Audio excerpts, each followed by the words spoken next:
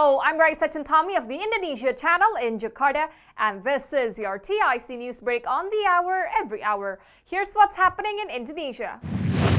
Youth Affairs and Sports Minister Zainuddin Amali has submitted his resignation to the president after he was elected as deputy chairman of the Indonesian Football Association, or PSSI.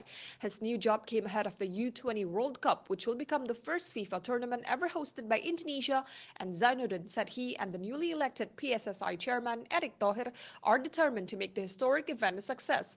The U20 World Cup will run from May 20 to June 11. Zainuddin said regional governments play a key role to convince FIFA that they can handle an international tournament safely.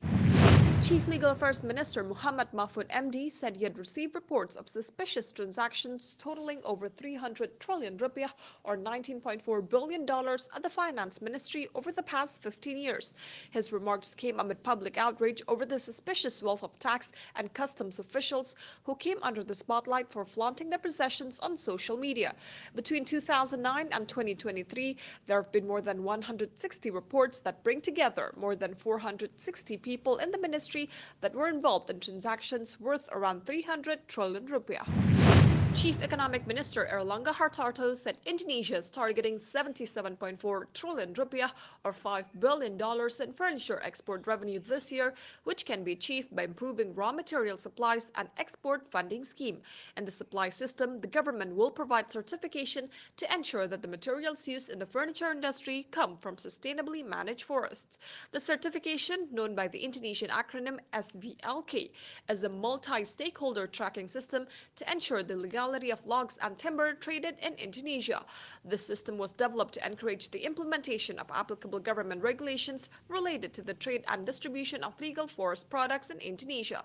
Government support was needed to strengthen the country's competitiveness over neighboring Vietnam, whose furniture exports already topped $18 billion in value. In the financial markets, here's how stocks and currency closed in Jakarta and around the region.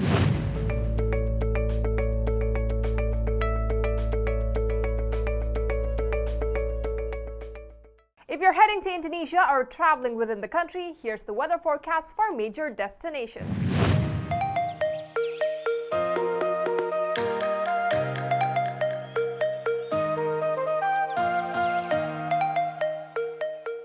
And that's what's happening in Indonesia. I'm Raisa Chantami with your TIC News Break.